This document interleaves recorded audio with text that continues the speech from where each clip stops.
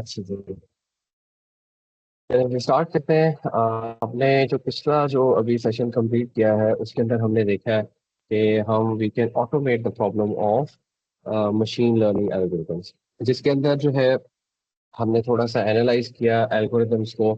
तो हमें पता चला कि वो जो एल्गोरिथम्स होते हैं वो कुछ पैरामीटर्स जो है वो यूज कर रहे होते हैं, और उन पैरामीटर्स की जो वैल्यूज हैं वो अगर हम थोड़ी सी आगे पीछे करें विद इन द रेंज, हम उनको अगर यूज करें तो होता क्या है कि वो हमें ऑप्टिमल रिजल्ट्स या बेहतर रिजल्ट्स की तरफ ले जाते हैं। तो ये इसी तरह से ही होता है कि जैसे एक जो म्यूजिशियन होता है, वो ऑडियो स्टूडियो होता है, उसकी जो नॉब्स होती हैं वो बेसिकली डिफरेंट पैरामीटर्स होते हैं, उसकी पिच, उसकी वॉल्यूम, वो जितने भी ऑडियो रिलेटेड म्यूजिक रिलेटेड जो पैरामीटर्स होते हैं वो उनको वो नॉब से जो है वो सेट करता है, ताकि वो अपने जो उसकी सॉन्ग है या जो भी उसका एक म्यूजिक की सिम्फनी है उसको जो है ऑप्टिमाइज कर सके, ताकि वो लोगों को अच्छी लगे। यही सारी जो स्टोरी है ये बेसिकली हमारी मशीन लर्निंग के अंदर भी मशीन लर्निंग एल्गोरिथम जो है वो फॉलो कर रहे होते हैं। और इन्हीं मशीन लर्निंग के एल्गोरिथम्स के अंदर जो है इनके अपने भी पैरामीटर्स होते हैं, जिनको हम अगर थोड़ा सा ट्यून कर दें तो होता क्या है कि वो हमारे पास अच्छे वैल्यूज देना शुरू कर देते हैं। तो इसी कॉन्टेक्स्ट के अंदर जो है वो एजोर मशीन लर्निंग के अंदर जो है वो एक कॉन्सेप्ट है जिसको हम कहते हैं हाइपर ड्राइव फॉर ट्यूनिंग। तो ये हम जो है वो यूज करते हैं। और ये अगर हम इसका थोड़ा सा बैक चले जाए तो इसकी जो हिस्ट्री है वो बेसिकली फिजिकल कॉन्स्टेंट्स के होते हैं जिस दुनिया के अंदर हम रहते हैं उसके अंदर कुछ कॉन्स्टेंट्स हैं जिनको हम कहते हैं कि फिजिकल कॉन्स्टेंट्स हैं वो। और उसके अंदर आप लोगों ने इलेक्ट्रॉनिक्स के डिफरेंट एक्सपेरिमेंट्स किए होंगे, तो हमने देखा होगा कि उसके अंदर कुछ ऐसे कांस्टेंट्स होते हैं जिनकी वैल्यूज हम अपने एक्सपेरिमेंट्स के अंदर यूज कर रहे होते हैं। जैसे प्रोटॉन का मास होता है, इसको यूज करते हैं। इलेक्ट्रॉनिक चार्ज होता है, इसको यूज कर रहे होते हैं। स्पीड ऑफ लाइट हमने जो है वो बहुत जगह के ऊपर यूज की हुई है। परमिबिलिटी ऑफ फ्री स्पेस ये कम्युनिकेशन के अंदर यूज हो रही होती है। परमिटिविटी ये हमारे जो है रेडिएशंस, इलेक्ट्रॉनिक जो माइक्रोवेव की लैब्स होती हैं कम्युनिकेशन की, उन उसके मटेरियल्स के अंदर हम यूज कर रहे होते हैं। ये भी फिजिक्स के अंदर प्लैंक्स कांस्टेंट यूज हो रहा होता है। इसी तरह बोल्ट्जमैन कांस्टेंट है, गैस कांस्टेंट है, मोलर गैस कांस्टेंट। तो ये इसके जितने भी हमारे पास ये हैं ये तकरीबन 57, इनका जो नंबर है वो बेसिकली ये 57 फिजिकल कॉन्स्टेंट्स हैं।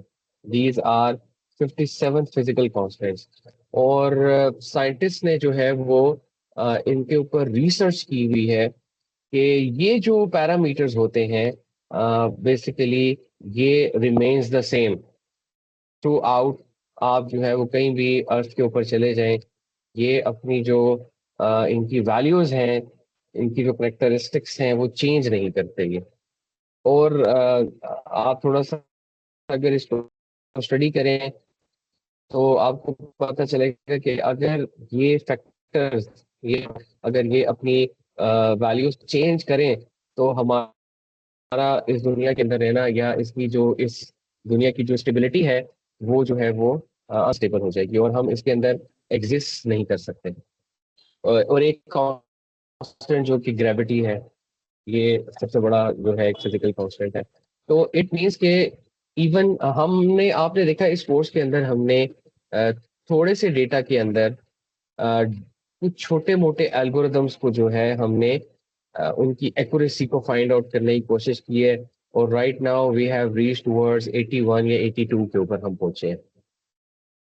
और ये वो एल्गोरिदम्स हैं जो कि मैन मेड एल्गोरिदम्स हैं, और हम इनको ऑप्टिमाइज करने की कोशिश कर रहे हैं। और दूसरी तरफ ये पूरी दुनिया है और उसके अंदर ये पूरा सोलर सिस्टम है जो कि एग्जिस्ट करता है यहाँ पे। तो उसके अंदर ये जो पैरामीटर्स हैं फिजिकल कॉन्स्टेंट्स, इसको भी किसी ने जो है वो हाइपर पैरामीटर ट्यूनिंग इसकी परफॉर्म की हुई है। और वो ऑब्वियसली हम मुसलमान हैं, और हमारा जो है बल्कि साइंटिस्ट भी अगर विदाउट एनी उसको कहते हैं कि बायस अगर इस चीज का फैसला करें कि वो कौन हो सकता है, तो दे विल से कि there is someone who is optimizing, who have optimized these physical constants of the world. क्योंकि ये पूरा अगर आप इस सिस्टम को एज अ सिमुलेशन समझें, तो ये उस सिमुलेशन के हाइपर पैरामीटर्स हैं जो कि ऑप्टिमाइज हुए हैं, और अगर आप इनकी वैल्यूज को चेंज करेंगे तो इस दुनिया के जो रिलेशनशिप है डिफरेंट फिजिकल क्वांटिटीज का और आपस में सोलर सिस्टम्स का, उसकी रेडिएशंस का, उसके रोटेशंस का, वो चेंज हो जाएगा और लाइफ जो है वो इट सेम्स इम्पॉसिबल। तो ये इतनी बड़ी दुनिया है जिसको ऑप्टिमाइज किया हुआ है अल्लाह ताला ने, और एक तरफ हमारे वो मैन मेड एल्गोरिदम्स हैं जिनको we are trying to optimise.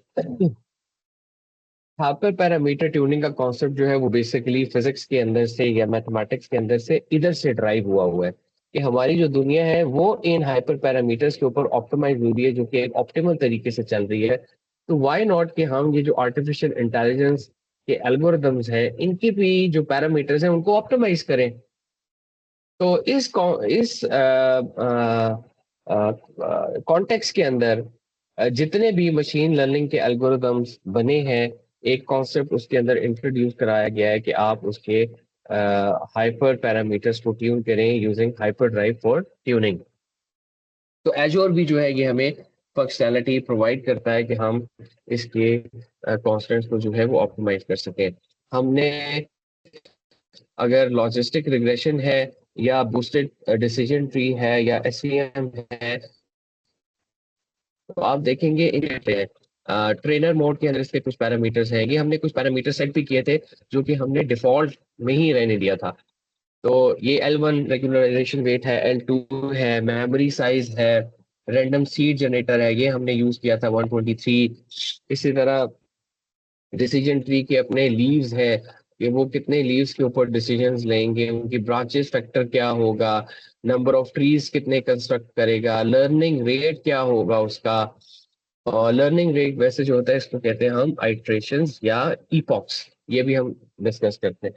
और इसके बाद अगर हम एसवीएम की बात करें तो उसके अंदर भी नंबर ऑफ आइट्रेशन का एक पैरामीटर है, उसका लैम्डा पैरामीटर है, उसके नॉर्मलाइज करने हैं उसके फीचर्स को, रैंडम है, रैंडम सीड नंबर है। तो ये वो सारे पैरामीटर्स हैं जिनको हम कहते हैं कि we need to optimize them for each and every algorithm and with respect to different data that we have given input to these algorithms। Her data के ऊपर भी ये एल्गोरिदम के जो पैरामीटर्स हैं ये चेंज होंगे। अगर एक डेटा के ऊपर एक सेट ऑफ पैरामीटर्स ऑप्टिमाइज हो चुका है तो इट डज नॉट मीन कि वही पैरामीटर्स जो है वो दूसरे डेटा के ऊपर भी ऑप्टिमाइज हो जाएंगे। तो they are independent, or they are dependent on different data sizes। इसके साथ साथ हम ये जो हाइपर पैरामीटर होते हैं they help us to select the combination of different parameters, और हम इसको अगर आसान जबान के अंदर कहें तो that is an optimization basically. और ऑप्टिमाइजेशन जो है वो बेसिकली हमारा इस एग्जाम का फोर्थ पिलर है। अगर आप इसको फोर पिलर्स करें तो फोर्थ पिलर है हमारा कि हमने जो अब मॉडल डिप्लॉय कर दिया है, हमने उसको डिप्लॉय करके भूल नहीं जाना, हमने उसको जो है वो ऑप्टिमाइज करना है और उसको मैनेज करते रहना है ताकि हम उसको मेंटेन रख सकें। तो बेसिकली हाइपर पैरामीटर ट्यूनिंग जो होती है वो ऑप्टिमाइजेशन होती है, और इस हाइपर पैरामीटर ट्यूनिंग को हम ऑप्टिमाइज कर रहे होते हैं डिफरेंट परफॉर्मेंस मैट्रिक्स के थ्रू, जिसके अंदर हमने अभी एक्यूरेसी देखी है, प्रिसिशन देखी है, रिकॉल देखा है, एरिया अंडर द कर्व देखा है, और F1 स्कोर देखे हैं। The question is why these parameters? Because these are the standard performance parameters। ये हमारे पास स्टैंडर्ड परफॉर्मेंस मैट्रिक्स हैं और हम हमेशा इन्हीं मैट्रिक्स को जो है वो यूज करते हैं। इनके अलावा कौन से परफॉर्मेंस मैट्रिक्स हो सकते हैं? वो हमारे पास हो सकता है टाइम, और हमारे पास हो सकता है स्पेस। हम अपनी टाइम और स्पेस के लिहाज से भी हाइपर पैरामीटर्स को ऑप्टिमाइज कर सकते हैं। तो these are the two additional hyper parameter hyper parameter tunings जो कि हम परफॉर्म कर सकते हैं विद रिस्पेक्ट टू टाइम। और आजकल जो है ये जो टाइम है ये बहुत ज़्यादा इम्पोर्टेंट हो गया है, क्योंकि राइट नाउ अब जो टेक्नोलॉजी की इमर्जिंग टेक्नोलॉजीज की जो एक आप कह लें कि इनकी जो कन्वर्जेंस है, they are moving from cloud to the edge. तो एज कंप्यूटिंग की तरफ जब आप जाते हैं तो वहां पे रिसोर्सेज कम होते हैं, they are having nominal resources. तो वहां पे अब ये जितने हैवी मॉडल्स हमारे पास हैं, आपने देखा कि अभी 6 घंटे में 6 एल्गोरिथम जो है वो परफॉर्म होंगे। तो और इनकी टेस्टिंग भी है। तो वो जब हम एज के ऊपर मूव कर जाते हैं तो वहां पे हमारे पास रिसोर्सेज का इशू हो जाता है, स्पेस का इशू हो जाता है, जिसकी वजह से हम इसकी जो टाइम कॉम्प्लेक्सिटी है और स्पेस कॉम्प्लेक्सिटी है उसको उसके ऊपर हाइपर पैरामीटर्स को भी गेज करते हैं। इसके अलावा अब जब एजूर जो हमें गाइड करता है कि आपने हाइपर पैरामीटर ट्यूनिंग कैसे करनी है, तो उसके कुछ फैक्टर्स हैं। वो हमें कहता है कि आप ये 5 जो फैक्टर्स हैं इनके ऊपर अपनी हाइपर पैरामीटर ट्यूनिंग को जो है वो ऑप्टिमाइज किया करें हमेशा। वो कौन से पैरामीटर्स हैं? वो कहता है कि आप अपनी जो पैरामीटर की जो स्पेस है, उसकी सर्च स्पेस है, उसको डिफाइन किया करें कि वो क्या है, और एक प्रॉपर सैम्पलिंग मेथड यूज किया करें, और फिर उसको डिफाइन किया करें मैट्रिक्स से, रिलेटेड मैट्रिक, जैसे हमने अभी एक्यूरेसी डिफाइन किया था। और फिर आप बताया करें कि उसकी अर्ली टर्मिनेशन कहाँ पे होगी, दैट इज वेरी इंपॉर्टेंट। और फिर आप ये बताया करें कि find the model with optimal hyper parameter values, कि कौन से मॉडल्स के कौन से पैरामीटर्स के ऊपर जो है वो हाइपर पैरामीटर ट्यूनिंग हुई हुई है।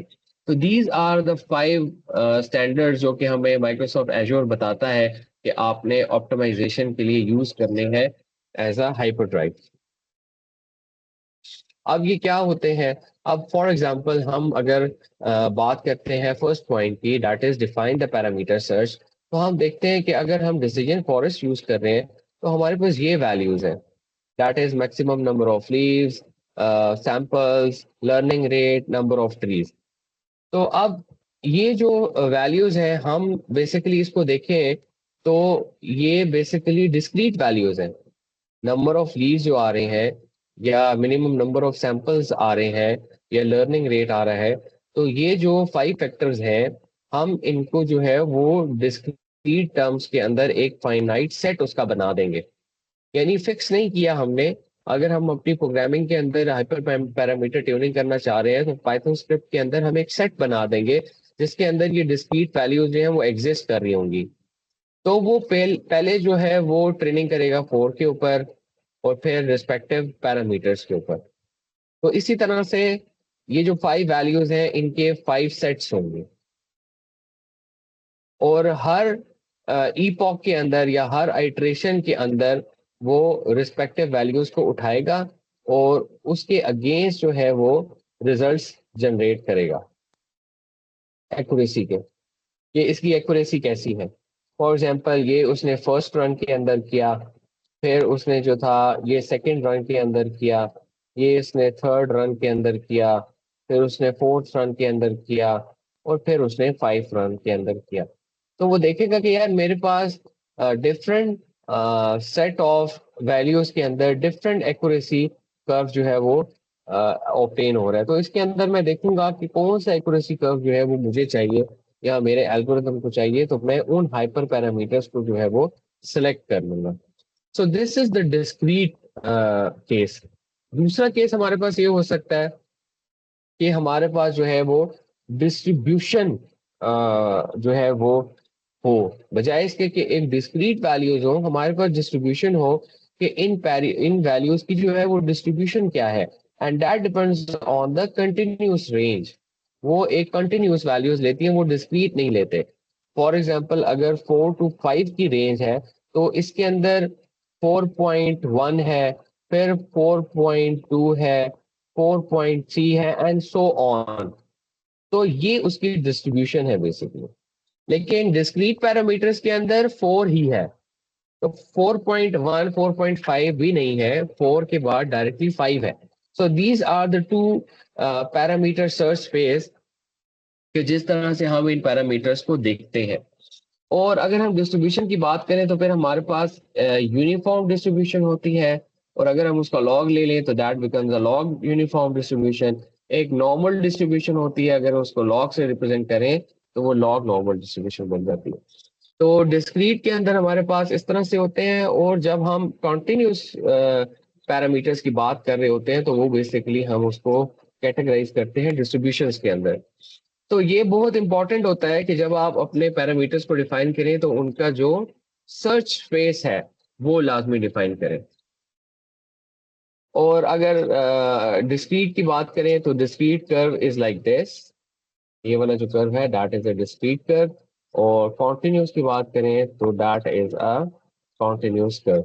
सो this is how they look like. उसके बाद जो सेकंड हमारे पास मेथड है सैम्पलिंग मेथड, जिसको हम कहते हैं, तो उसके अंदर हमें जो है वो तीन मेथड जो है वो प्रोवाइड किए जाते हैं, that is a random sampling, grid sampling या बेजियन सैम्पलिंग। रैंडम सैम्पलिंग के अंदर क्या होता है कि ये सपोर्ट करता है डिस्क्रीट और कंटिन्यूअस पैरामीटर्स को। जो ग्रिड सैम्पलिंग है वो भी डिस्क्रीट और हाइपर पैरामीटर जिस ओनली सिर्फ डिस्क्रीट पैरामीटर्स को सपोर्ट करती है। लेकिन जो बेजियन सैम्पलिंग टेक्निक है वो सिर्फ और सिर्फ कॉन्टिन्यूस को करती है। तो every sampling technique has different drawbacks या उसके प्रॉस एंड कॉन्स है। इसी तरह रैंडम सैम्पलिंग जो है वो सिलेक्ट करती है combination with the best results performance matrix के लिहाज से, ये भी वही करता है। और लेकिन जो बेजियन है वो क्या करता है, it selects the combination by learning from the previous run. यानी ये हिस्ट्री के ऊपर चल रहा होता है।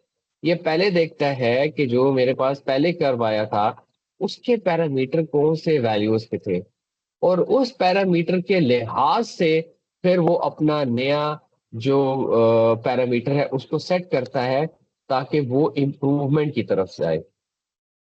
सो ये थोड़ा सा आप कह लें कि इंटेलिजेंट है with respect to grid sampling and random sampling. लेकिन अगेन ये दोनों डिस्क्रीट और कॉन्टिन्यूस दोनों के लिए यूज हो सकता है। लेकिन अब होता क्या है कि जो बेसियन ऑप्टिमाइजेशन है it is use for best combination. तो ये क्या करती है, ये टाइम ज्यादा लेती है।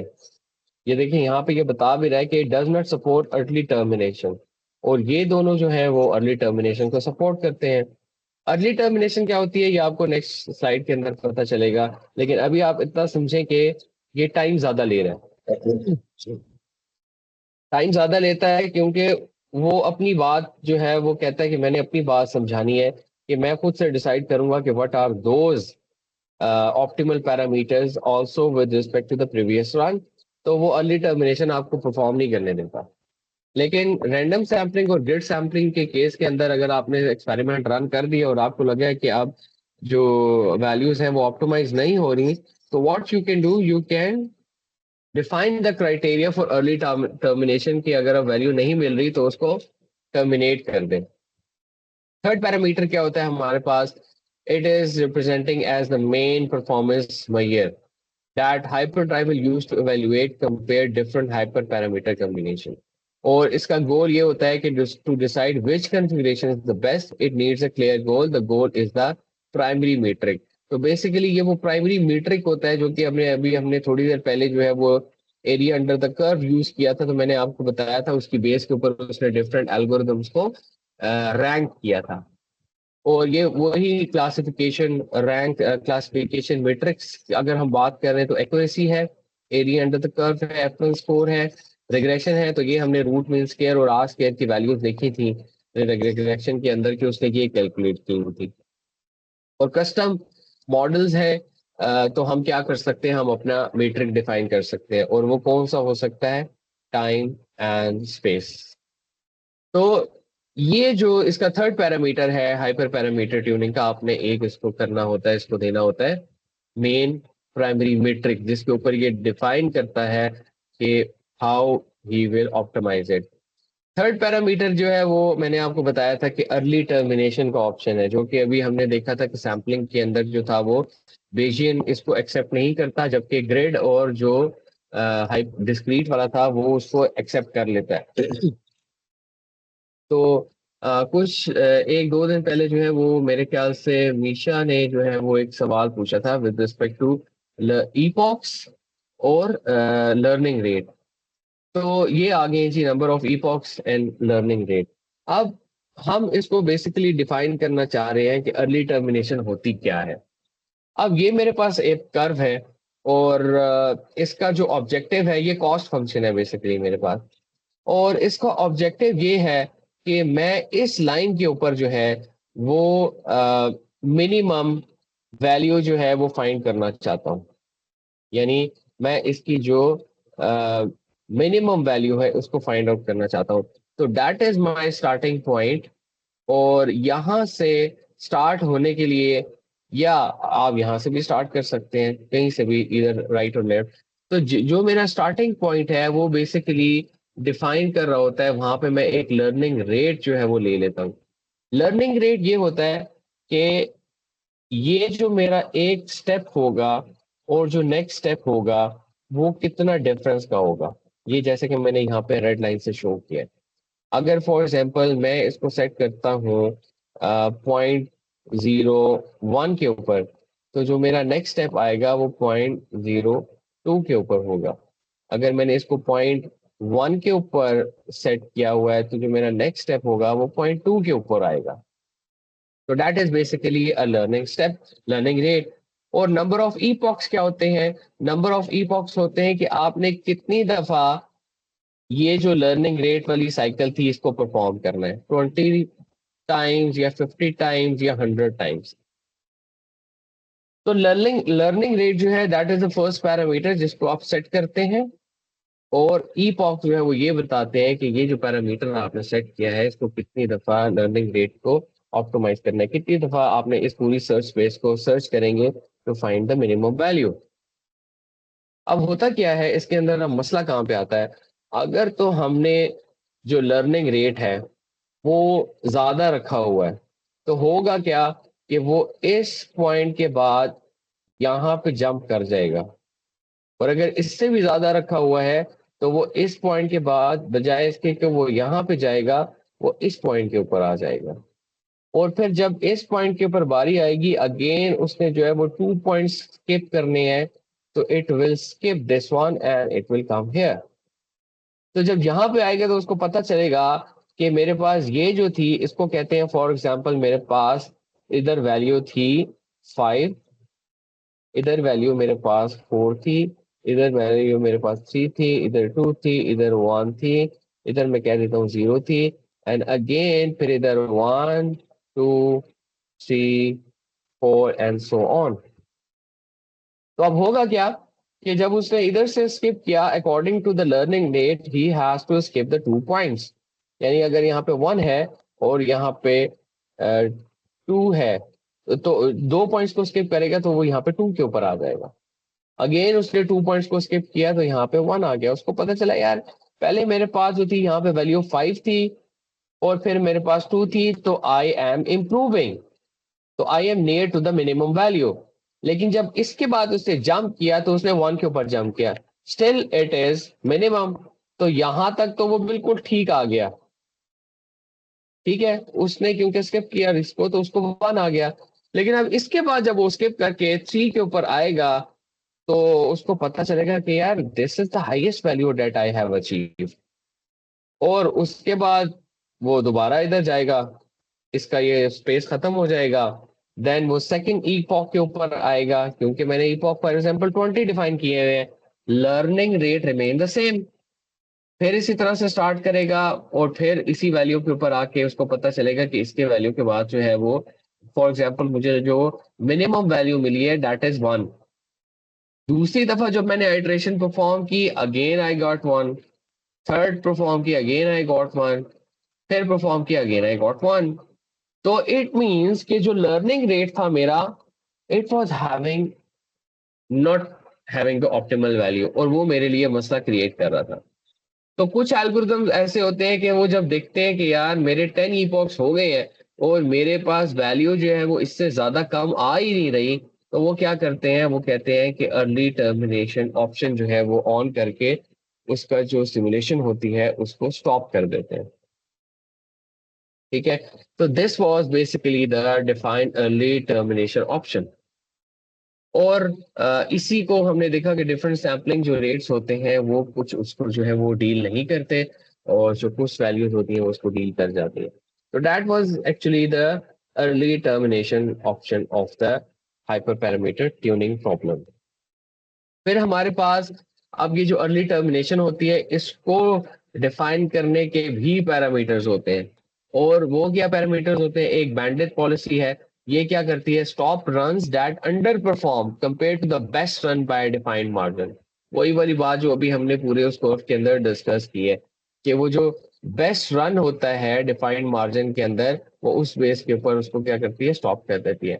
मीडियन स्टॉपिंग पॉलिसी, वो क्या होगा, जितने भी उसने कर्व ऑब्टेन किए होंगे उन सबका मीडियन लेगा, और फिर देखेगा यार कि जो मेरे पास वैल्यू आ रही थी वो मैंने स्टॉप करनी है या नहीं करनी। Stop run if the performance is below the median of a completed runs at the same step, यानी learning rate. Truncation selection policy में क्या करता है, periodically terminates a fixed percentage of the lowest performing run. ये fix percentage के ऊपर जो है चला जाता है, वो परसेंटेज के ऊपर देखता है कि ये परसेंटेज मेरे पास ज्यादा इंक्रीज हो भी रही है कि नहीं होती, तो उसको वो कहते हैं कि truncation selection policy. No termination policy, it means allow all runs to complete fully without early stopping. यानी अगर आपने 20 ईपॉक्स लिए हुए थे तो वो आपके पूरे करेगा 20 ईपॉक्स। तो नो टर्मिनेशन पॉलिसी जो है वो ये होती है, what ever the learning rate is, what ever the epochs is, वो अपने जो आपने एक दफा डिफाइन कर दिया है वो बार बार उसको करेगा, बार बार उसको कंप्लीट करेगा। तो that becomes a no termination policy. अगर आप नहीं टर्मिनेशन पॉलिसी अप्लाई करेंगे तो वो 100 दफा भी अगर आप 100 ईपॉक्स के ऊपर भी उसको आइट्रेट कर लें, वो आपको वैल्यूज नहीं देगा अनटिल एंड अनलेस कि आप उसके लर्निंग रेट्स को जो है वो चेंज ना कर रहे हो। तो ये बेसिकली हमारे पास था how to define the early termination option. अब when to apply early termination, हमें क्वेश्चंस हमारे पास जो है वो इसका आंसर जो है वो ये हो सकता है कि आपने विद रिस्पेक्ट टू एल्गोरिदम जो है वो लर्निंग रेट को देखना है कि हर एल्गोरिदम के अंदर लर्निंग रेट किस तरह से अचीव किया जा सकता है। फॉर एग्जांपल एसटीजी क्लासिफायर्स के अंदर और तरह का लर्निंग रेट है और डीप लर्निंग का और तरह का लर्निंग रेट होता है। तो you have to study the mathematical parameters. तो जब तक आप लोग ये स्टडी नहीं करेंगे, इवन कि आप जो है वो इंडस्ट्री के अंदर है, you can not deploy an optimal model. Academics का तो ये होता है ना कि उन्होंने इन पैरामीटर्स को स्टडी किया, पेपर पब्लिश किया, रिपोर्ट कर दिया एंड दे पब्लिश, खत्म हो गया मामला। लेकिन आप लोग जो लोग इंडस्ट्री के अंदर काम कर रहे हैं, अगर आप लोग ये समझते हैं कि हमें रिसर्च पेपर्स नहीं पढ़ने, हमें मैथमेटिक्स को नहीं समझना, हम जो है वो बस ट्राई एंड हिट एरर के ऊपर जो है वो मॉडल को डिप्लॉय करके वो टाटा बाय बाय कर देंगे, तो दिस इज नॉट पॉसिबल। आप जिस कंपनी के अंदर काम कर रहे हैं वो आपको एक दिन कहेगी कि यार आपने ये मॉडल डिप्लॉय किया था, ये तो इतना कंप्यूट इंस्टेंस लेता है, एक्यूरेसी इसकी 80 से ऊपर जाती ही नहीं है, तो व्हाट यू हैव डिप्लॉयड। तो उस वक्त फिर आप कैसे उसके एक्यूरेसी को, उसकी प्रिसीशन को, उसके परफॉर्मेंस मैट्रिक्स को इम्प्रूव करेंगे। आपको जब पता ही नहीं होगा कि उसके हाइपर पैरामीटर्स की ट्यूनिंग भी होती है, this is the academic world. आपको उसकी जो है वो मैथमेटिक्स को समझना पड़ेगा। चले अगर उसकी वर्किंग मैथमेटिक्स को आप नहीं समझते तो कम से कम इतना आपको तो पता होना चाहिए कि what are those hyper parameters जो कि मैं ट्यून करना चाहता हूँ। तो ये कॉन्सेप्ट्स आपके थोरेटिकली स्ट्रांग होंगे तो ही आप इंडस्ट्री के अंदर एक ऑप्टिमल मॉडल लेकर आएंगे, जिसकी वजह से आपकी जो रेपो है वो इंक्रीज करेगी कि यार ये जो बंदा है ये ऑप्टिमल मॉडल्स डिप्लॉय करता है। और इवन के जब ये डिप्लॉय कर भी देता है, तो जब हमारे पास नया डेटा आ जाता है तो उनको जो है वो मेंटेन भी करता है, उसकी ऑप्टिमाइज एंड मैनेजमेंट भी कर रहा होता है, उसकी कंटिन्यूअस रीमॉडलिंग कर रहा होता है, री ऑप्टिमाइजेशन कर रहा होता है, रीट्रेनिंग कर रहा होता है। So this is very important for the people working in the industry. Academics वालों का कोई इससे इतना उनके ऊपर असर नहीं करता, वो रिसर्च करते हैं ठीक है, नहीं करते हैं क्लासेस लेते हैं खत्म हो जाते हैं। लेकिन जो इंडस्ट्री के अंदर है, they are always working with the new models, और जब तक आप उनकी मैथमेटिकल अंडरस्टैंडिंग उनके पैरामीटर्स की नहीं करेंगे तो आपका जो परफॉर्मेंस है वो कर्व इंक्रीज नहीं करेगा। और एक वक्त आएगा कि आपको लोग जो है वो मॉडल डिप्लॉयमेंट के लिए चूज नहीं करेंगे, क्योंकि उनको लगेगा कि आपकी जो मॉडल है वो इतना एक्यूरेसी अचीव नहीं करता। हाँ, आप प्रोडक्शन लेवल, डिप्लॉयमेंट लेवल, सब कुछ के लिए आप बड़े अच्छे हैं, लेकिन जहाँ पे मॉडल की डिप्लॉयमेंट की बात, ऑप्टिमाइजेशन की बात आ जाती है, then you hands up. So this is very important for the guys working in the industry. उसके बाद जो अब हमारा नेक्स्ट गोल है, या आप कह रहे हैं कि this is the last goal of the pillar, last pillar का एक गोल है जो कि है मॉडल एक्सप्लेनर्स टू इंटरप्रेट। ये एक और बहुत इंपॉर्टेंट फैक्टर है जो कि आपको आना चाहिए, जो कि इंडस्ट्री के अंदर है, कि आप अपने मॉडल्स को रन करके आपने चले एक्यूरेसी भी बड़ी अच्छी ले ली, ऑप्टिमाइज भी कर लिया, लेकिन आपका मॉडल क्यों ऐसा परफॉर्म कर रहा है? What is model explainer? How you explain the model and how you interpret it. वो क्यों अच्छा परफॉर्म कर रहा है या क्यों गंदा परफॉर्म कर रहा है? आपके पास इसकी रीजनिंग भी होनी चाहिए, जो लोग इंडस्ट्री के अंदर काम कर रहे हैं। तो वो रीजनिंग आपके पास कैसे आएगी? आपको स्टडी करना पड़ेगी इन मॉडल्स की डॉक्यूमेंटेशन, आपको रिसर्च पेपर्स स्टडी करना पड़ेंगे। और मैं आपको एक बात बताता चलूं कि कुछ लोग समझते हैं कि रिसर्च पेपर्स को पब्लिश करना सिर्फ और सिर्फ एकेडमिक्स का काम है। अभी पिछले दिनों मेरा एक विजिट था और मैं टेक्नोलॉजी पार्क में गया हुआ था I9 में, और वहाँ पे मैंने डिफरेंट सॉफ्टवेयर हाउसेस को और जो प्राइवेट लिमिटेड कंपनीज थी जो कि सॉफ्टवेयर डेवलपमेंट के अंदर काम कर रही है, मैंने उनको विजिट किया। और एक जो वहाँ पे कंपनी थी, मुझे आई वाज वेरी शॉक्ड जब मेरा उनके साथ जो था वो एक मीटिंग हो गई। तो मैं उनके बाहर कॉरिडोर के अंदर गया और मैं उनके कॉरिडोर के अंदर देख रहा था कि how the people are working. तो उनके कॉरिडोर के अंदर फ्रेम्स लगे हुए थे A4 साइज, और वो जो A4 साइज पे फ्रेम्स थे वो थ्रू आउट द कॉरिडोर लगे हुए थे। और मैं एक के बाद एक, दूसरे के बाद तीसरा, मैं वो देखता गया और मैंने एनालाइज किया कि यार these are not the pictures. और ये फ्रेम्स क्या हैं? ये फ्रेम्स हैं उनके एब्स्ट्रैक्ट्स और उनके टाइटल्स जो कि रिसर्च पेपर्स उन्होंने पब्लिश किए। उन्होंने वो अपने डिफरेंट कॉन्फ्रेंसेस के अंदर, they were working with the clients in USA and Europe, उनके पास सारे बाहर के प्रोजेक्ट्स थे। वो R&D करके सोल्यूशन डिप्लॉय करते थे दुबई के अंदर, UAE के अंदर। और वो साथ साथ जो कि वो सोल्यूशन डिप्लॉय करते थे अपने क्लाइंट्स के साथ, उनकी जो है वो पब्लिकेशन भी करते थे उनके कॉन्फ्रेंसेस के अंदर जाके। एब्स्ट्रैक्ट और जो टाइटल्स थे वो उन्होंने फ्रेम किए हुए थे, और वो वुडन फ्रेम्स के अंदर उन्होंने पेपर्स लगाए हुए थे। और आपको एक और बात बताते चलूं, ये जो चैट GPT जो आज मॉडल है, ये बेसिकली एक रिसर्च पेपर से निकला है, और उस पेपर का नाम है attention is all you need.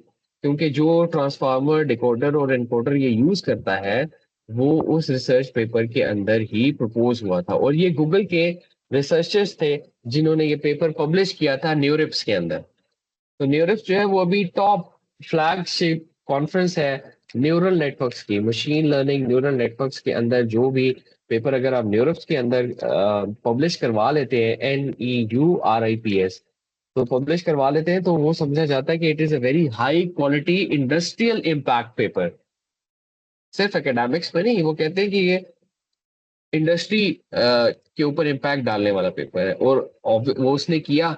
Attention is all you need, chat GPT ने देख लिया आपकी सारी इंडस्ट्री ट्रांसफॉर्म करके रखती है with respect to education, with respect to coding, developing, सब चीजें उसने ट्रांसफॉर्म करके रखती। तो that is coming from the academia. तो इसलिए मॉडल इंटरप्रिटेशन आप लोगों को आनी चाहिए। तो अब हम मॉडल इंटरप्रिटेशन क्या होती है फोर्थ पिलर के अंदर जो सब पिलर है, ये देखिए, ये कुछ पैरामीटर्स थे जो कि हमने हमने कहा था कि ये डेटा सेट है जिसको हमने कहा था D। ये उसके फीचर्स है और ये उसका टारगेट वेरिएबल है। ये हमने ट्रेनिंग के लिए दिया, और इस ट्रेन मॉडल ने उसको ट्रेन किया, और इसने अपनी प्रोडिक्शन परफॉर्म की, और हमें इसने Y दे दिया। इसी तरह और ये हमारे पास टेस्ट डेटा था। So this is the typical flow line of machine learning या AI. So what was the impact of these features on the prediction? तो जब हम मॉडल इंटरप्रिटेशन कर रहे होते हैं तो हम इन क्वेश्चंस का आंसर करते हैं कि what was the impact of these features on the prediction. यहाँ पे x1 से लेके xn फीचर्स है। x1 कितना कंट्रीब्यूट करता है इस प्रेडिक्शन के अंदर, x2 एंड सो ऑन। ये किसी भी इंडस्ट्रियल लोगों को नहीं पता होता, वो मॉडल डिप्लॉय करते हैं एंड दे गो ऑन। क्यों? क्योंकि उनका मकसद ये होता है कि यार हमने ये मॉडल डिप्लॉय करना है। क्यों करना है? वो उनकी क्योंकि बिजनेस रिक्वायरमेंट है। लेकिन model interpretation, what was the impact of these features, they don't know it. तो जब तक उनको ये नहीं पता चलेगा, अगर उनके पास कोई गार्बेज डेटा आ गया, तो हमने क्या पढ़ा था, गार्बेज इन गार्बेज आउट। तो ये जब तक उनको नहीं पता चलेगा कि which features are good for them, they can not improve it. इसी तरह नेक्स्ट हमारे पास है कि हम आगे क्यों नहीं जा रहे हैं, विच फीचर्स आर इंपॉर्टेंट। और फिर इंपॉर्टेंट फीचर्स कौन से हैं, हम फीचर सिलेक्शन करते हैं। हमने टिपिकल मशीन लर्निंग फ्लो के अंदर देखा था कि वी परफॉर्म फीचर सिलेक्शन। तो फीचर सिलेक्शन जो है वो बेसिकली यहाँ पे आ रही होती है कि which features are important for them. ये हम इसको देखते हुए जो है वो मॉडर्न इंटरप्रिटेशन कर सकते हैं। And the role played by every feature in total as well as individual predictions. Total predictions के अंदर और इंडिविजुअल प्रेडिक्शंस के अंदर कितना रोल था उन फीचर्स का। These are the question that are very important to answer by a data scientist, जो कि इस माइक्रोसॉफ्ट एजूर के इस एग्जाम को क्लियर करते हैं या उसकी तैयारी कर रहे हैं, कि मॉडल इंटरप्रिटेशन के अंदर ये क्वेश्चंस को आंसर करना इट इज वेरी इंपॉर्टेंट, कि इंडिविजुअल प्रेडिक्शंस के अंदर और एज अ होल जो सारे फीचर्स थे उनका क्या इम्पैक्ट था। और फिर उसके बाद role played by every feature in production predictions. वही वाली बात जो सुबह एक आप में से कही थी, आई थिंक कि वो अशर साहब थे।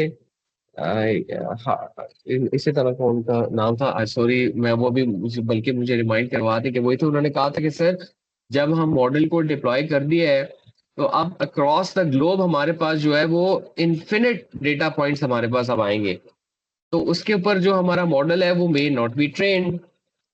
तो प्रोडक्शन प्रोडक्शंस के अंदर टेस्टिंग की हद तक, डिप्लॉयमेंट की हद तक तो मॉडल बड़ा अच्छा परफॉर्म कर रहा था। उन्होंने यही बात हमें एग्जैक्टली कही थी कि उस हद तक तो मॉडल तो बड़ा अच्छा परफॉर्म कर रहा था, लेकिन अब जब वो प्रोडक्शन प्रोडक्शंस के ऊपर गया है, now it is not performing well.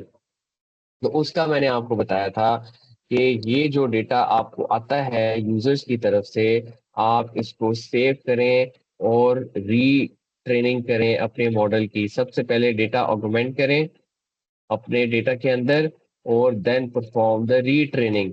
और इस पूरी साइकिल को हमने कहा था मैनेज मॉडलिंग। तो ये जो प्रोडक्शन प्रोडक्शंस हैं ये आपकी इंप्रूव होती रहेंगी फिर वक्त के साथ साथ।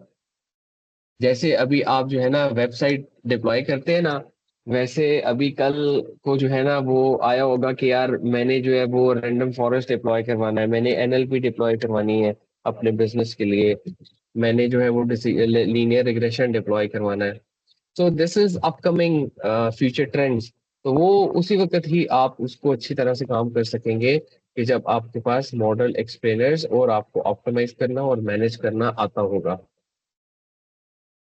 अब इसके बाद ये तो वो क्वेश्चंस थे जिनके आंसर्स हमारे पास होने चाहिए, और ये आंसर्स हमें बड़ी इजीली मिल जाते हैं। कैसे? क्योंकि हमें एसके लर्न, ये हमारे पास एक पैकेज है या लाइब्रेरी है पाइथन की, जो कि हमें फीचर सिलेक्शन की जो है वो फैसिलिटी प्रोवाइड करती है। It implements feature selection algorithms. It currently includes univariate filter selection methods and the recursive feature elimination algorithm.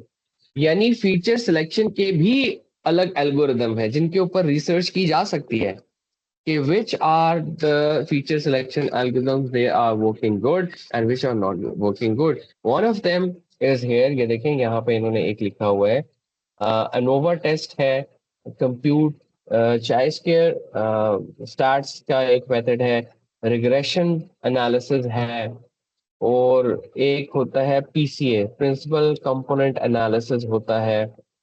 तो ये वो मेथड्स होते हैं जो कि फीचर सिलेक्शन को परफॉर्म करते हैं, हमें इंडिविजुअल फीचर्स की परफॉर्मेंस स्कोर यानी उनकी इम्पोर्टेंस जो है क्या है, वो इम्पोर्टेंस यहाँ पे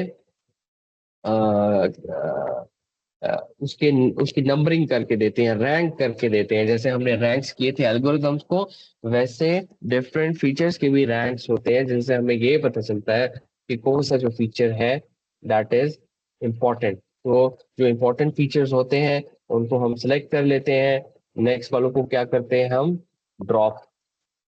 ड्रॉप का फंक्शन तो अब आपको हिफ्स हो गया होगा, जो कि हमने बार बार अपने डेटा प्रोसेसिंग के अंदर यूज किया था। तो इंपॉर्टेंट फीचर्स को भी गो ऑन कर देते हैं और बाकियों को ड्रॉप कर देते हैं। एक और चीज जिससे आपको मॉडल एक्सप्लेन करने के लिए या उसकी इंटरप्रिटेशन करने के लिए बहुत इम्पोर्टेंट है, वो क्या है, वो जब आपके पास एक डेटा, आप, क्योंकि ये डेटा साइंटिस्ट का कोर्स है, DP100 जो है वो डेटा साइंटिस्ट होते हैं। तो बेसिकली होता क्या है कि जो डेटा साइंटिस्ट होते हैं वो सारी रिस्पॉन्सिबल होते हैं for the ability and interpretation and the findings, और इनसाइट्स लेने के लिए, डेटा से इनसाइट्स लेने के लिए दे आर रिस्पॉन्सिबल। और हमने इस कोर्स के अंदर यही किया है। हमने जो है वो डिफरेंट डेटा सेट्स को पहले एनालाइज किया, उसको समराइज किया, उसमें से देखा टारगेट वेरिएबल्स कौन से हैं, प्रेडिक्टर कौन से हैं, which type of problem is that, और हमने वो एल्गोरिथम लगा के हमने उन मॉडल्स के अंदर से फाइंडिंग्स ली। ठीक है, तो this is the role of a data scientist. लेकिन ऑन द अदर हैंड हमारे पास जो है वो मॉडल को डीबग करना और उस मॉडल की जो आइडेंटिटी इश्यूज है उसको रिजॉल्व करना, ये भी हमारा ही काम होता है, और इम्प्रूव द मॉडल। क्योंकि at the end of the day हमने ही मॉडल को टेस्ट और डिप्लॉय किया था, तो वी आर द वन जो कि इसको इम्प्रूव भी करेंगे। तो जब तक आपको वो पैरामीटर्स के लिहाज से, उसकी वर्किंग के लिहाज से मॉडल की नॉलेज नहीं होगा, you can not improve it. तो आप पूरे डेटा साइंटिस्ट हैं वो नहीं बन सकते। उसके बाद क्या है, सेकंड, अब पूरे पूरे केस के अंदर हमने डेटा साइंस स्टार्ट इधर से किया था कि हमारे पास एक बिजनेस केस होता है जिसको हम लेके चलते हैं, और उसके ऊपर ही सारा डेटा को स्टडी किया जाता है। जो टारगेट वेरिएबल होता है वो सिलेक्ट किया जाता है। तो बेसिकली जो थर्ड स्टेक होल्डर होता है, पहला तो डेटा साइंटिस्ट है, वो एग्जिस्ट कर रहा है, लेकिन जो डिसीजन मेकर है वो बेसिकली आपका बिजनेसमैन होता है। क्यों? क्योंकि इस पैसे इसके पास होते हैं, सारा पैसा जो है वो इसके पास होता है, डेटा साइंटिस्ट के पास, बेचारे के पास पैसे पैसे नहीं होते। ये डील्स बना रहा होता है, सारी जो बिजनेस है वो ये लेकर आ रहा होता है, ये डेटा साइंटिस्ट को पे कर रहा होता है कि ability to test the model, for debugging it and improve it, ये सारा डिसीजन। तो इसलिए इसकी जो पॉलिसी होती है, और ये जो ट्रांसपेरेंसी प्रोवाइड करता है और जस्टिफाई करता है अपने बिजनेस केस को फॉर इन्वेस्टमेंट, तो इट इज वेरी इंपॉर्टेंट। इसी तरह आइडेंटिफाई करता है मोर यूज केसेस जो कि डेटा साइंटिस्ट नहीं कर रहा होता। डेटा साइंटिस्ट बस यही सोच रहा होता है कि यार इसने जो मुझे पहला प्रॉब्लम दे दिया है बस मैंने इसको सॉल्व करना है। लेकिन जो बिजनेस डिसीजन मेकर होता है वो बेसिकली सारे प्रॉब्लम्स इसको दे के वो नई यूज केसेस को आइडेंटिफाई करने के लिए चला जाता है। क्यों? क्योंकि ही वांट्स डॉलर्स, उसको पैसा चाहिए। डेटा साइंटिस्ट जो होता है वो बेचारा कहता है बस मैं एक मॉडल को डिप्लॉय कर लूं तो दैट इज इनफ फॉर मी।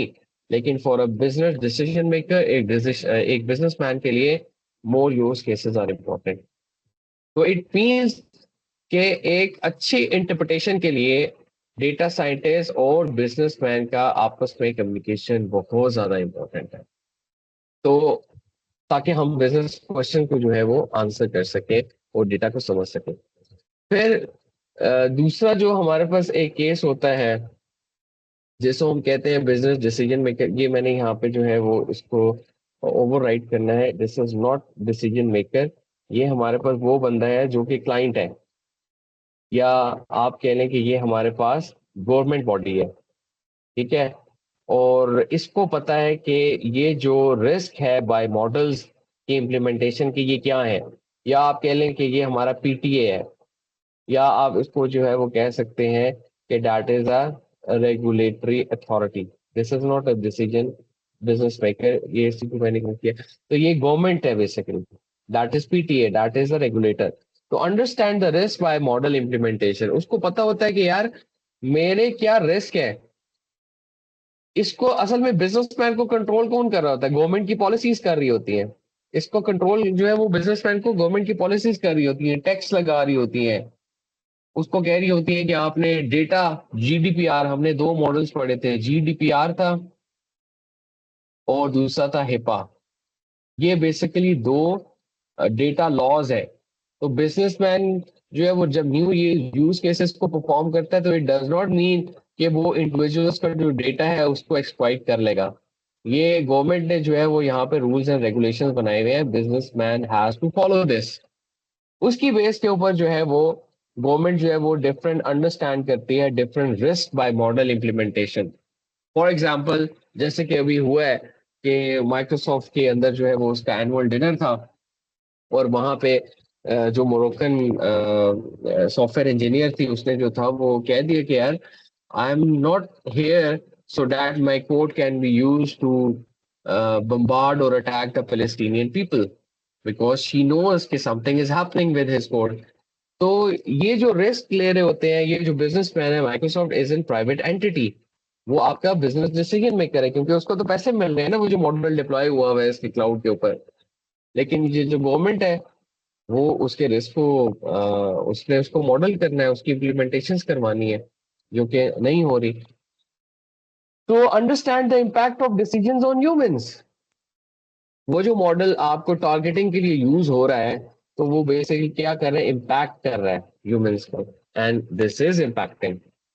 इससे अच्छा जो कोई एग्जांपल है वो आज हो ही नहीं सकती, कि जिस तरह से पैलेस्टीन के ऊपर जो है वो बम्बार्डमेंट की हुई है यूजिंग टेक्नोलॉजी। आप वो टारगेट करते हैं, डेंसिटी ऑफ द पीपल देखते हैं, उनकी एज ग्रुप देखते हैं, और वो वहां पे टारगेट जो किलिंग है उसको परफॉर्म करते हैं यूजिंग एआई।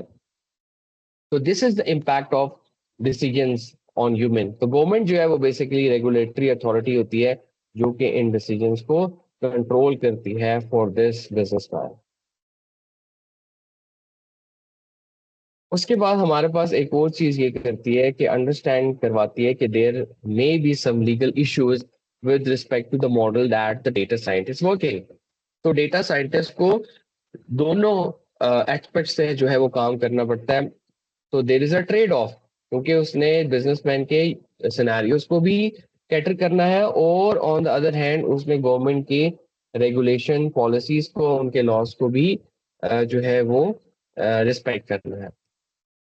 तो ये जो है this is the interpretability significance, this is the significance we need to adopt, ताकि हम मॉडल्स को जो है वो एक्सप्लेन कर सकें। ऐसा नहीं है कि जो बिजनेस प्लान हमारे पास मॉडल लेकर आए हम उसको अंधाधुंध जो है वो इम्प्लीमेंट करके and we are ready to go. We need to understand the GDPR HIPAA models को हमने अंडरस्टैंड करना है, and then we need to develop the solution according to them.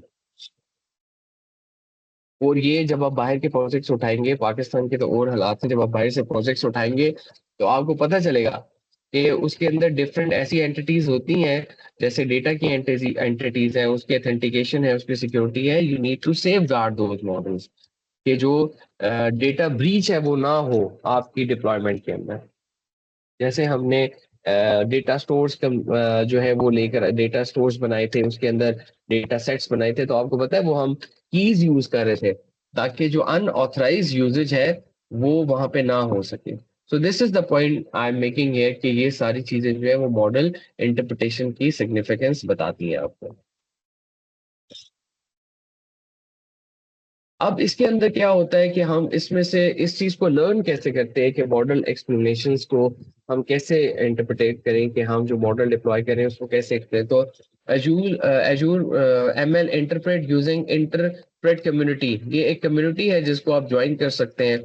इसी तरह डिफरेंट इंटरप्रेटेबिलिटी टेक्निक्स होती हैं for different type of algorithm, जिसको हम कहते हैं एक्सप्लेनेबल एआई। XAI, वो आप यूज कर सकते हैं। लोकल वर्सेस ग्लोबल एक्सप्लेनेशंस, ये हमें जो है वो बताई जाती है कि जो लोकली आप जो आपकी अपनी अंडरस्टैंडिंग है, और फिर जो लोगों की जो ग्लोबल अंडरस्टैंडिंग है, जो लोग कह रहे हैं उसको आप जो है वो इंटरप्रेट करें, उन दोनों को कंपेयर एंड कंट्रास्ट करें, तब आप जो है वो एक्सप्लेन कर सकते हैं। और एक बहुत इंपॉर्टेंट इसके अंदर जो फीचर है जो कि शेपले वैल्यूज है फॉर फ्यूचर इंपॉर्टेंस, जो कि हमें मॉडल की एक्सप्लेन करने के लिए या उसकी इंटरप्रिटेशन करने के लिए बहुत इंपॉर्टेंट समझा जाता है, और दैट इज कमिंग नेक्स्ट।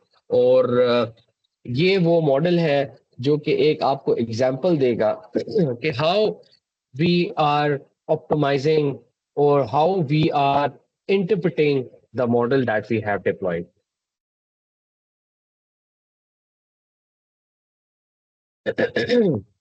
तो ये वो बाबा जी हैं जिन्होंने बेसिकली जो है वो शेपले वैल्यूज जो है वो इंट्रोड्यूस करवाई थी। और लेऑर्ड शेपले इनका नाम था, and they won the Nobel prize in 2012। और 1955 के अंदर जो है इन्होंने एक्सक्यूज मी, मैं जरा पानी पी लूं, एक्सक्यूज मी।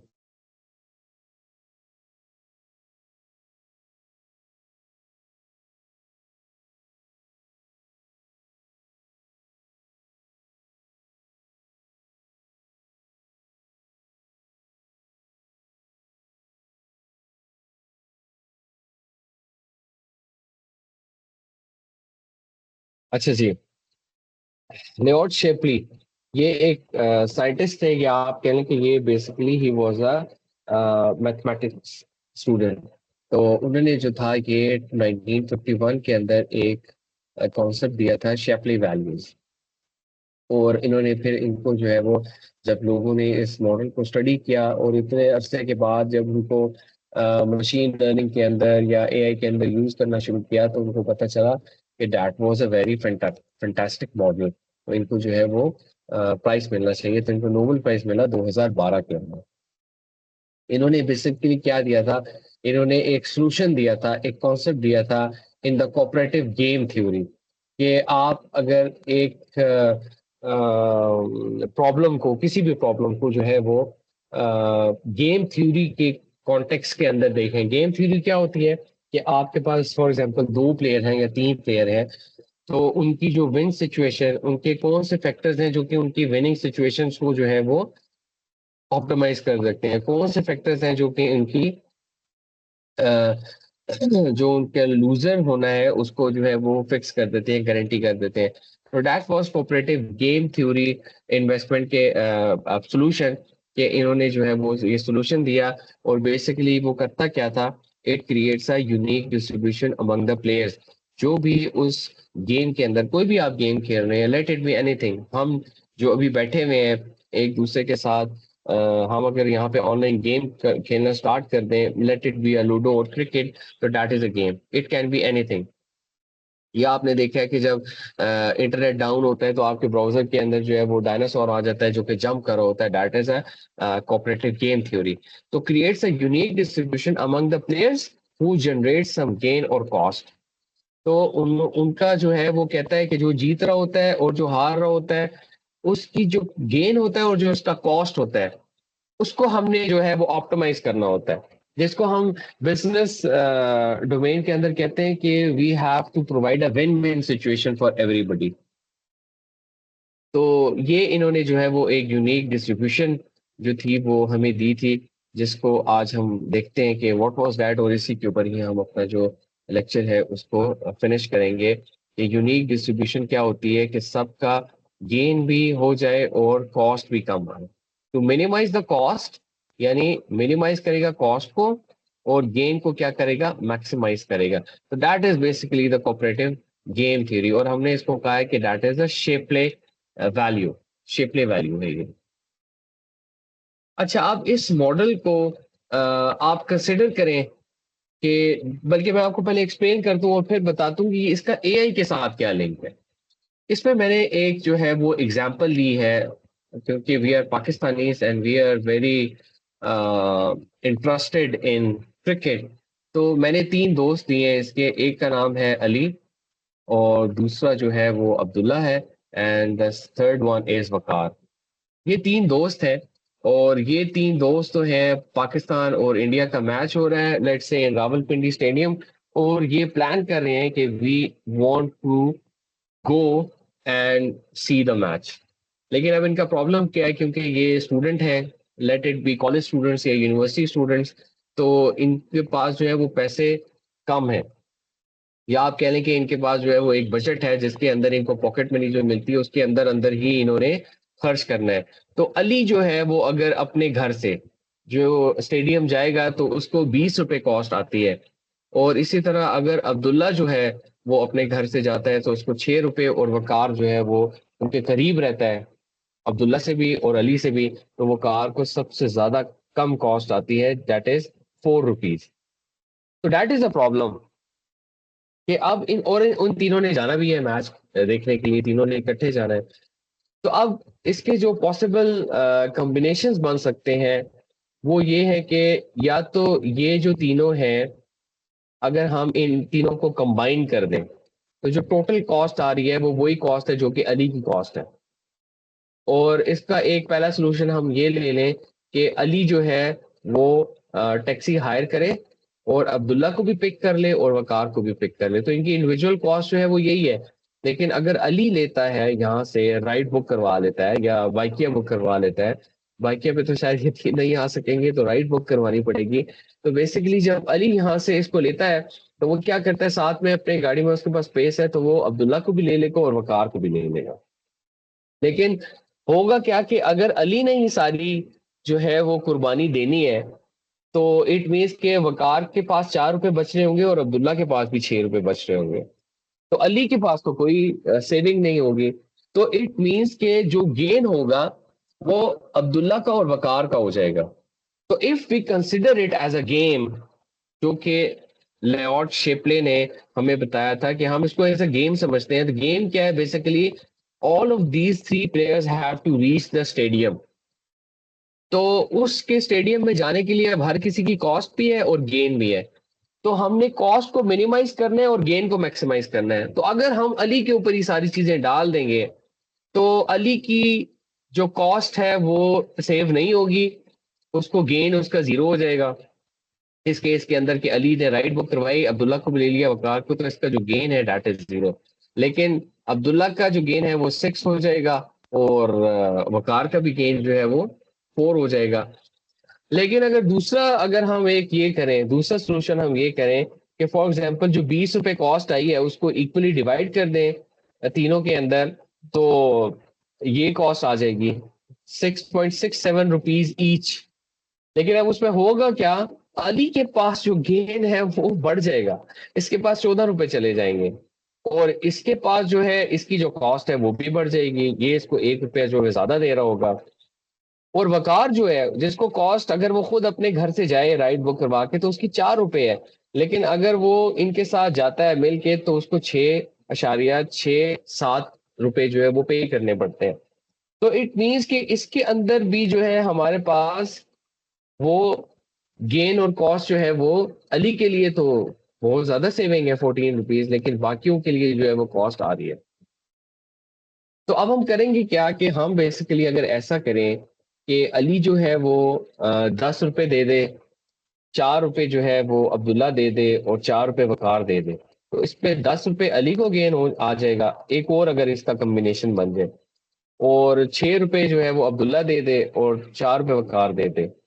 तो इस केस के अंदर अब्दुल्ला, ये जो अली है इसको गेन तो मिल रहा है 10 का, लेकिन अब्दुल्ला को और वकार को कोई गेन नहीं मिल रहा, यानी उसको कॉस्ट उतनी ही पड़ रही है कि वो अकेला जाए। तो इट मीन्स कि जो ये जो मॉडल्स हैं या ये जो गेम कोऑपरेटिव थ्योरी है, ये इस केस के अंदर कैसे हमें बताएगी कि कितने पैसे, कितने, कौन सा जो प्लेयर है वो पे करे ताकि उनके गेन और उनकी जो कॉस्ट है वो ऑप्टिमल रहे। तो उसके लिए शेपले ने कहा कि हम ऐसा करते हैं कि एक तो सबसे पहले हम जिस तरह से पाइथन के अंदर करते हैं कि आप उनको जो है वो कोडिंग कर दें कि अली जो है वो 1 है, ये 2 है और ये 3 है। तो उसने कहा कि मैं जो है वो डिफरेंट कॉम्बिनेशंस बनाऊंगा। 3 बंदे हैं, तो मैं इन 3 के कॉम्बिनेशंस बनाऊंगा। तो पहला कॉम्बिनेशन क्या था कि नन गोज, अगर कोई भी नहीं जाता तो कॉस्ट जो है वो 0 है। दूसरे केस के अंदर अगर ऑल ऑफ देम गोज, तो हर कोई अपनी अपनी कॉस्ट देगा, तो 1 की कॉस्ट अली की ये होगी, अब्दुल्ला की ये होगी। तो ये वही केसेस हैं जो कि अभी हमने पिछली स्लाइड के अंदर डिस्कशन किया। तो ये वो केसेस हैं बेसिकली। उसके बाद अगर दूसरे पॉसिबल कॉम्बिनेशन ये हो सकते हैं कि अली और अब्दुल्ला इकट्ठे चले जाएं, तो उनकी कॉस्ट कितनी होगी, 20। अगर अब्दुल्ला और वकार इकट्ठे चले जाएं तो तब भी उनकी कॉस्ट 20 आएगी। और अगर अब्दुल्ला और वकार इकट्ठे चले जाएं तो इनकी कॉस्ट जो है वो ये आएगी, ₹6। यानी अब्दुल्ला के घर से वो इसको पिक कर लेगा वकार को। तो इस केस के अंदर ये पॉसिबल कॉम्बिनेशंस बन रहे होते हैं। और फिर हमारे पास एक कॉम्बिनेशन जो कि हमने देखा वो ये था कि ऑल गो टुगेदर, तो ₹20 कॉस्ट आती है। वो कहता है कि आप ये केसेस बना के और क्या करें, एक फॉर्मूला उसने हमें दिया जो कि आप इस विकिपीडिया को इसे स्टडी कर सकते हैं इस लिंक के ऊपर जाके। ये कहा कि उसने कि जितने भी हमारे पास गेम थ्योरी के जो कॉन्सेप्ट होते हैं, गेम कोऑपरेटिव थ्योरी के जो प्लेयर्स होते हैं, वो बेसिकली इन डिस्ट्रीब्यूशंस को अगर फॉलो करेंगे तो उनकी जो कॉस्ट है वो ऑप्टिमल हो जाएगी। और उसने कहा कि these are the shapely values. अब वो कैसे कैलकुलेट करेंगे वो कैलकुलेट हम ऐसे करेंगे कि हम जो है वो इस लिंक के ऊपर जाएंगे, इसके ऊपर shapleyvalue.com। ये उन्होंने जो है इसकी एक वेबसाइट बनाई हुई है। तो वो वैल्यू क्या, वो वेबसाइट बेसिकली क्या कर रही है, उसकी बैक एंड के ऊपर जो है वो ये फॉर्मूला है, दैट इज द वैल्यू। आप इसमें जो है वो इंडिविजुअल प्लेयर डालेंगे, यानी अली, अब्दुल्ला और वकार, उसको ये सारे कॉम्बिनेशन देंगे। Which combination, these are those combination, ये वाले कॉम्बिनेशन। ये इस लिंक के ऊपर आप जाके इसको ये कॉम्बिनेशंस देंगे, तो वो आपको बताएगा कि आपने अली से कितने पैसे लेने हैं, अब्दुल्ला से कितने पैसे लेने हैं और वकार से कितने पैसे लेने हैं। तो अब जब आप ये वैल्यूज उधर शेपली.com के ऊपर जाके डालेंगे तो ये वैल्यूज आपके पास आएंगे। वो आपको बताएगा the Shapley value for Ali is 16.3। Original कितनी उसको कॉस्ट आ रही थी, 20। इसने उसको बताया कि आप ₹16 दे दें। अब्दुल्ला को उसने बताया है कि क्योंकि आप जो है वो थोड़ा सा नजदीक जा रहे हैं तो आप कम से कम ₹2.3 दे दो।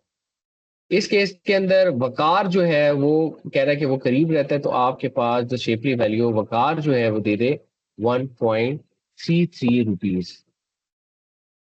तो अब आप इस पे देखें, इसमें अली की कॉस्ट जो है वो कम लग रही है, इसका गेन भी हो रहा है। इसी तरह अब्दुल्ला की भी जो है वो गेन हो रहा है, और इसी तरह वकार का भी गेन हो रहा है। इट मीन्स के that could be a fair decision, जो कि शेपली हमें बताता है।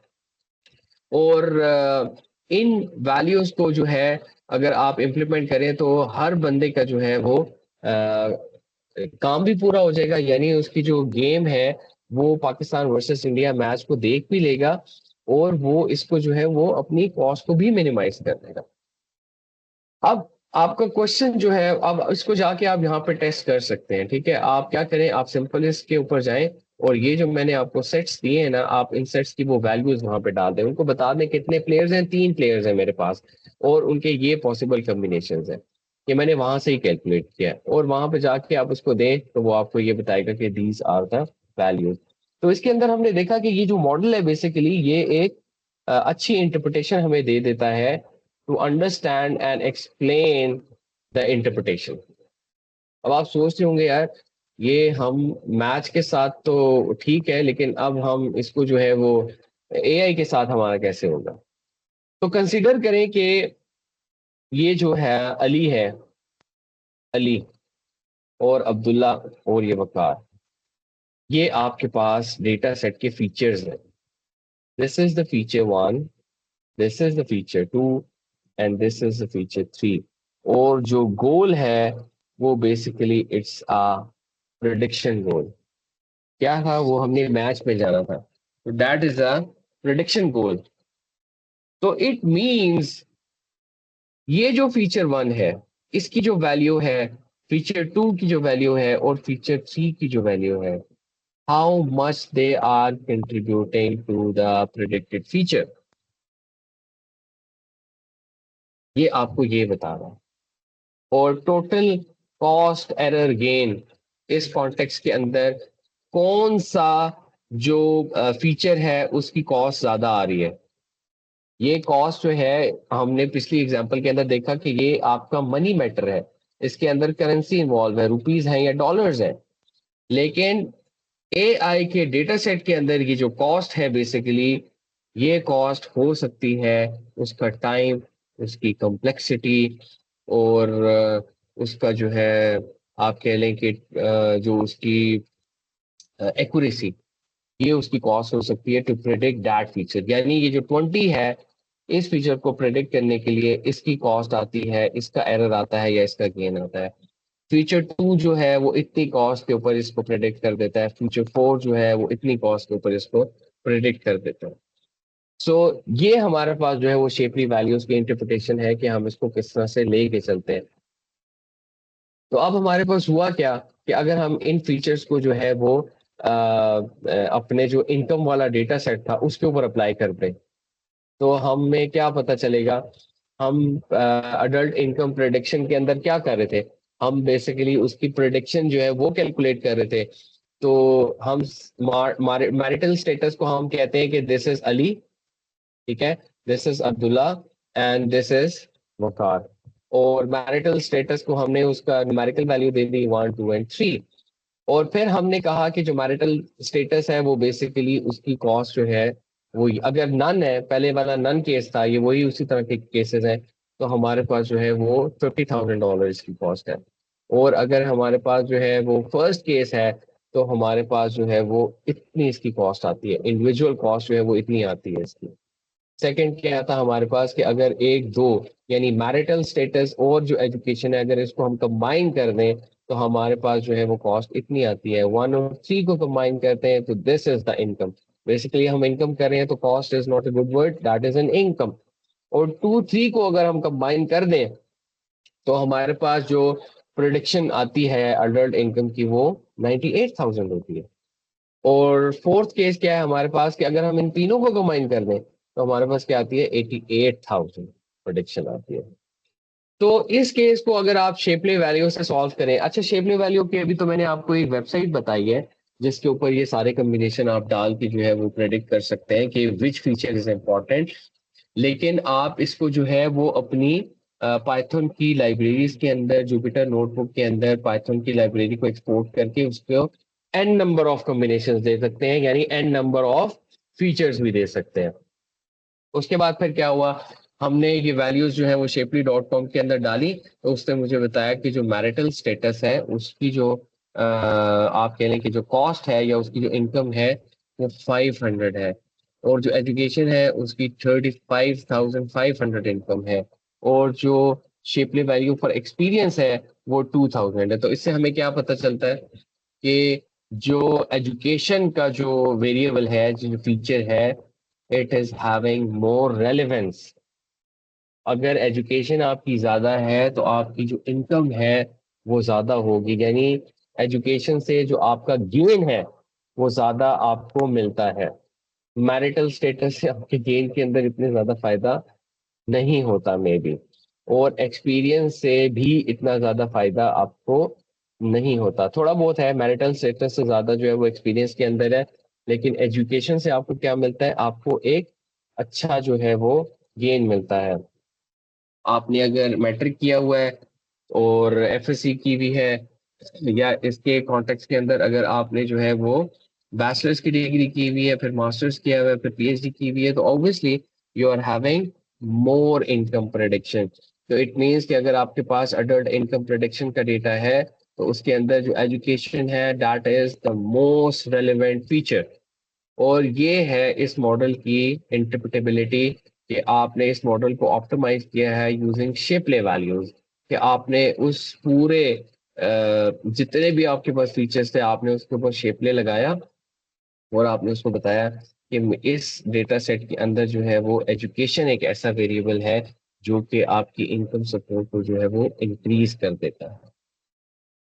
सो ये था हमारा पूरा कोर्स, जिसके अंदर हमने देखा कि पूरी जो फ्यूचर इम्पोर्टेंस थी वो हमने शेपले वैल्यू को ऊपर कैसे जो है वो ऑप्टिमाइज करके उसको मैनेज किया है, जिसने हमें फ्यूचर इम्पोर्टेंस जो है वो बता दी है। तो इसके साथ ही हमारा जो पिलर्स थे, जो 4 पिलर्स थे, हमने, हाँ मैं अगर आपको एक दफा कोर्स को समराइज कर दूं तो वो ये थे कि हमने पहले इंट्रोडक्शन टू DP100 एग्जाम देखा, कौन से उसके पिलर्स हैं, फिर हमने बेसिक्स ऑफ ML देखी, कैसे गेटिंग स्टार्टेड करना है उसका हैंड्स ऑन देखा, हमने अकाउंट बनाया, स्टोरेज अकाउंट बनाया, एजोर फंडामेंटल्स हमने देखे, कंप्यूटिंग क्या होती है, क्लाउड कंप्यूटिंग क्या होती है, वर्चुअल मशीन्स क्या होती है, रिसोर्सेज क्या होते हैं, कंप्यूट इंस्टेंसेस क्या होते हैं, और इसको हमने पूरे को जो है वो ऑप्टिमाइज किया या हमने इसको कंप्लीट किया after making our work space. तो ये वो बेसिक्स थी जो कि हमने कवर की है एजूर ML वर्क स्पेस को कंप्लीट करने के लिए। उसके बाद हम चले गए run experiments and train models, क्योंकि अब हमें पता चल गया कि यार this is how we need to work, हमें कंप्यूट इंस्टेंसेस चाहिए होते हैं। तो हमने वो कंप्यूट इंस्टेंसेस बना के क्या किया, अपनी पाइपलाइंस बनाना शुरू कर दी।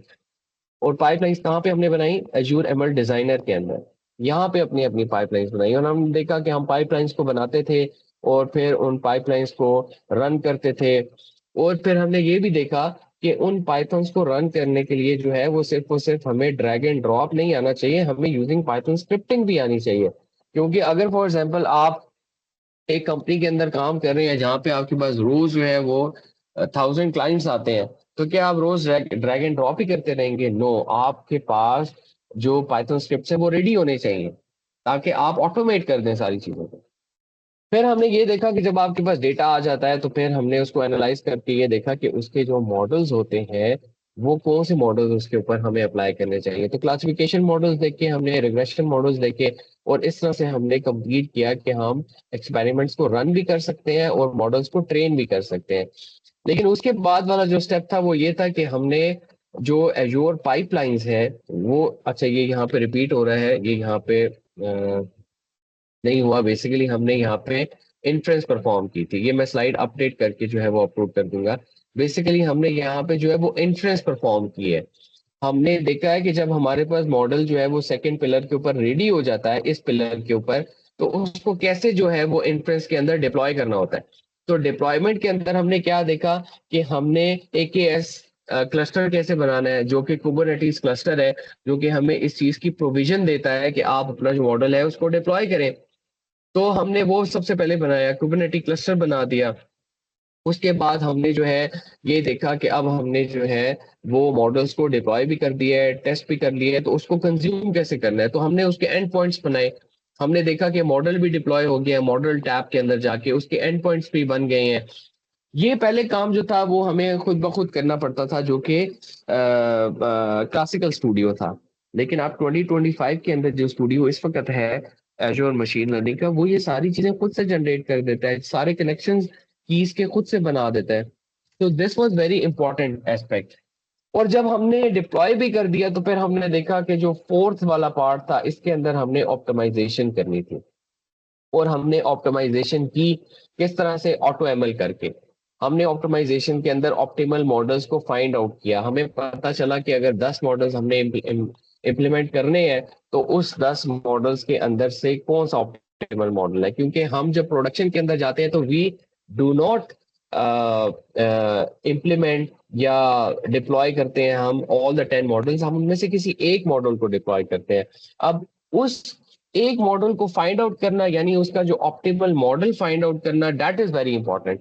तो उसके लिए हमें ऑटो ML जो है वो एक, आप कह लें कि एक एप्लीकेशन है इसकी, या इसका एक प्लेटफॉर्म है, सब प्लेटफॉर्म है, जो कि आपको ये बताता है कि आप अपना गोल बता दें, आप अपना डेटा बता दें, और आप अपना प्रॉब्लम बता दें कि वो कौन कौन सी टाइप का प्रॉब्लम है, उसका वेरिएबल बता दें, ये टारगेट वेरिएबल है। वो एन नंबर ऑफ एल्गोरिदम्स को उसको एक्सप्लेन करेगा, और आपको at the end of the day जो है वो रिजल्ट्स बता देगा कि दिस इज ऑप्टिमल मॉडल। और उसके बाद फिर हमने ये देखा कि अब हमने हाइपर पैरामीटर ट्यूनिंग कैसे करनी होती है। और फिर लास्ट के अंदर हमने ये देखा कि हम मॉडल्स को एक्सप्लेन कैसे करते हैं। उसके अंदर सबसे इंपॉर्टेंट मॉडल एक्सप्लेनर जो कि हमने निकाला for signifying the importance of each feature, वो हमने देखा कि वो क्या था, शैपले वैल्यू, जो कि हमने यहाँ पे अंडरस्टैंड किया है, जो कि लॉयड शैपले ने इंट्रोड्यूस करवाया था 1915 के अंदर, और 2012 के अंदर इसको जो था वो नोबेल प्राइज मिला था इस चीज के लिए कि अब आप इस मॉडल को कहीं भी अप्लाई कर सकते हैं, even AI, to find the importance of each feature.